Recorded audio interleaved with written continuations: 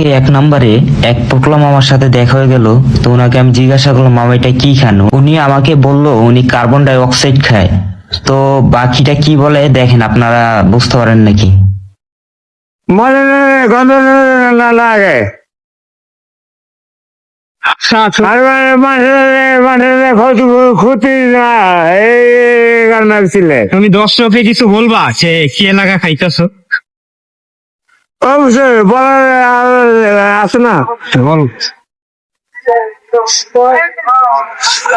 আমার সেনাবাহিনীর বাইরে আছে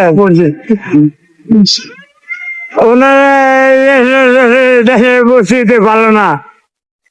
এই ব্যানগাড়ি ছেলে খাই আমি 10-5 এই কাজে করে দেখা এটা আল্লাহ সহ্য করবো না। এটা আমি সেনাবাহিনীর কাছে আমি আবেদন, এর কাছে অনুরোধ, এর কাছে যদি ভুল হয় আমার মাফ করে দেয়।